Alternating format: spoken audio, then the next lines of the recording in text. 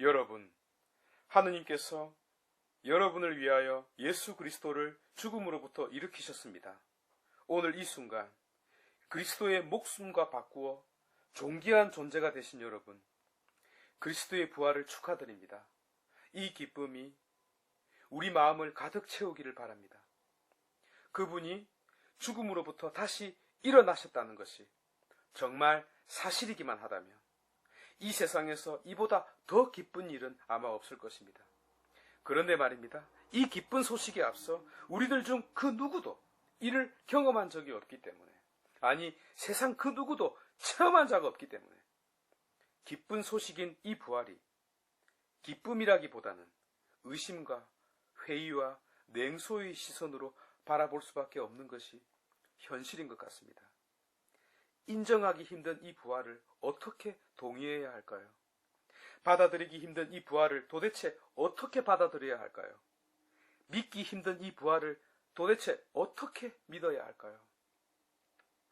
저는 오늘 탈무드의 엄마 태 속에 있는 쌍둥이의 비유와 파스칼의 팡세의 논리를 인용하여 이 부활의 실제와 기쁨을 설득력 있게 여러분들에게 전해주고 싶습니다. 엄마 뱃속에 이란성 쌍둥이가 행복하게 잘 자라고 있었습니다. 그런데 덩치가 점점 커져서 여동생이 불안함을 느꼈습니다. 그래서 오빠에게 밖의 세상에 대한 희망을 이야기합니다. 오빠, 어쩌면 우리는 여기보다 더 밝고 더 아름다운 것을 저 밖에서 볼 수 있지 않을까? 저 밖의 세상에서는 우리 다리로 걸을 수 있고 우리 입으로 먹을 수 있지 않을까? 라고 물어요. 그러자 오빠가 즉시 대꾸합니다. 야, 이 바보야. 지금 우리는 걸을 필요가 없어. 그리고 지금 우리 자신들을 봐봐. 입으로 먹는다고? 먹는 것은 배로 먹는 거야. 너는 음식이 탯줄을 통해서 우리 배로 들어오는 것이 안 보이니? 라고 말이죠. 이어서 다음의 말을 덧붙입니다. 밖의 세상은 죽음을 뜻해.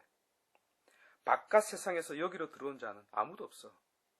밖으로 나가는 것은 끝이라는 뜻이야. 라고 일침을 가합니다.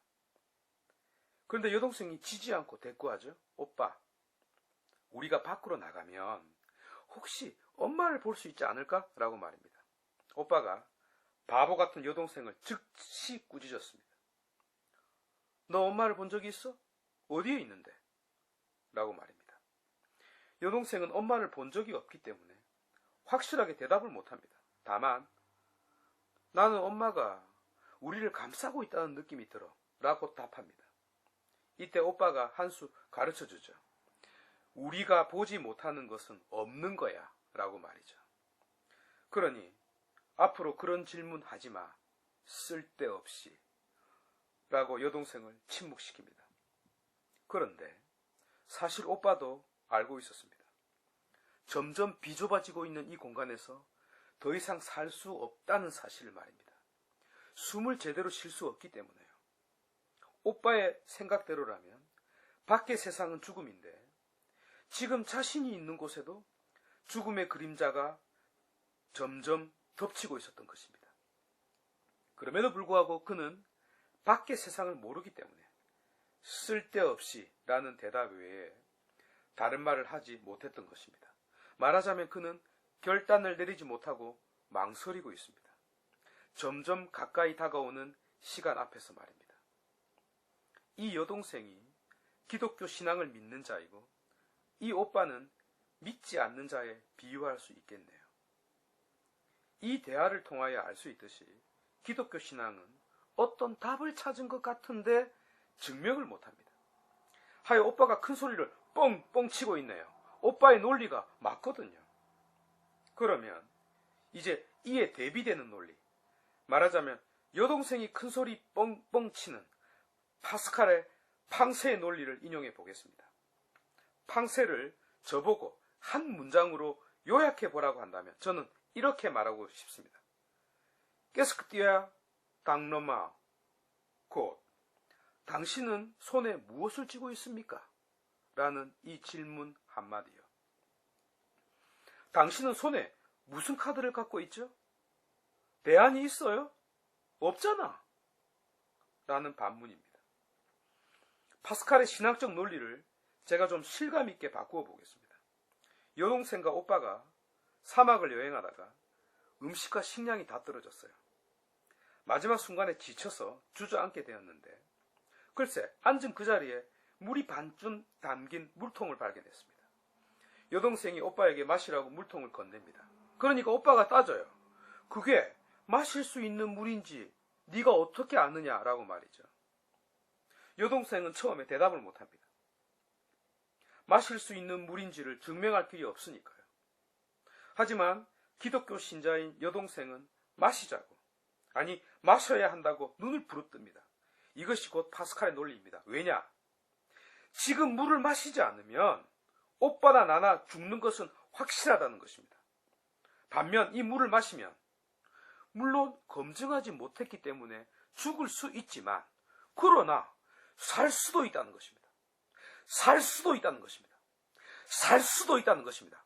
정말로 마실 수 있는 물일 수 있다는 것입니다. 그렇다면 마시는 것이 답이라는 것입니다. 물론 여기서 답이기 때문에 답이라는 뜻이 아니라 답일 수 있기 때문에 답이라는 뜻입니다. 그래서 이 답은 손해보지 않는 답, 곧 최소한의 본전이 되는 답이라는 것입니다. 말하자면 답은 아니어도 이것이 최선의 답이 된다는 것입니다. 왜냐하면 다른 답이 없으니까요.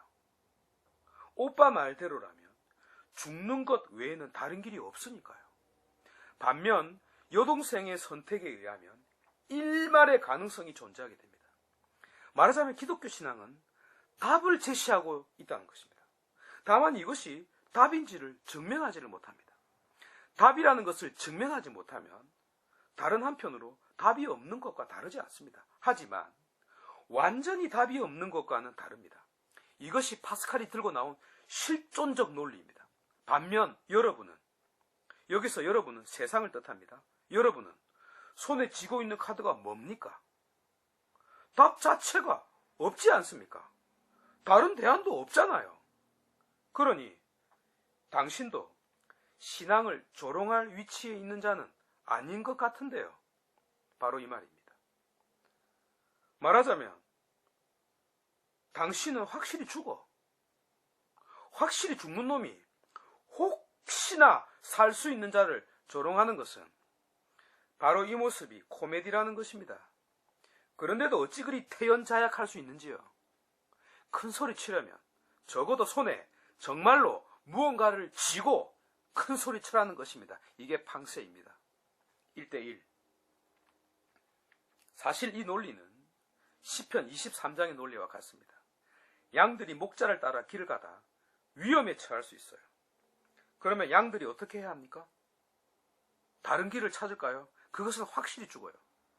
그런데 목자를 따라가면 물론 죽을 수 있어요. 그러나 만에 하나 살 수도 있어요. 이것이 곧 파스칼의 논리와 똑같은 시편의 논리입니다. 하지만 여기에서는 곧 너를 설득하기 위하여 나를 희생하는 투신이 선행되어야 합니다. 예컨대 아까 그 물이 먹을 수 있는 물인지는 증명할 수 있는 방법이 있어요. 어떻게 해요? 여동생이 먼저 마셔보는 것입니다. 증명하지 못한 상태에서 여동생이 이 물을 마시지 않고 어떻게 오빠에게 줄 수 있을까요? 똑같은 이유로 양들에게 목자를 따라오라고 하려면 목숨을 바쳐 싸울 준비가 되어 있지 않으면 안 되는 것입니다. 이것이 바로 믿는 자들이 해야 할 일인데요. 이 말을 하고 있는 제가 하지 못하는 일입니다. 하여 부활의 이 기쁜 소식이 널리 전파되지 못하고 나에게서 전부 다 끝나버리는 이유입니다. 다른 사람들에게 전달되지 않습니다. 그러니 저를 비롯하여 세상 끝까지 복음 전한다는 말 제발 하지 마시기 바랍니다. 이러지도 못하고 저러지도 못하는 여러분, 믿기에는 힘들고 안 믿기에는 찝찝한 여러분, 결단에는 자신 없고 방관에는 눈치 보는 여러분, 신앙에는 확신이 없고 비판에는 대안이 없는 여러분, 오늘 이 밤 교회는 그럼에도 불구하고 한결같이 그리스도의 부활을 다시 선포하고 있습니다. 우리들 중 그 누구도 사실 갈 곳이 없지 않습니까? 이리 가도 죽고 저리 가도 죽습니다. 하지만 저 무덤을 박차고 나온 그리스도, 십자가에서 승리하신 분, 죽음의 독침을 빼내신 분, 우리 모두에게 생명을 주시려 다시 일어나신 그리스도께서 우리 모두를 맞이하고 있습니다. 이 모든 것을 바로 우리를 위하여, 우리 때문에, 우리를 너무나 사랑하신 까닭에 이 놀라운 일을 하셨다고 하지 않습니까? 그러하오니 참으로 존귀한 여러분, 저 똑똑한 오빠처럼 생각하지 마시고 이쁘고 진짜 똑똑한 여동생처럼 생각해 보면 어떨까요? 그리고 그리스도에게 참으로 가까이 다가가는 이 밤이 되었으면 좋겠습니다.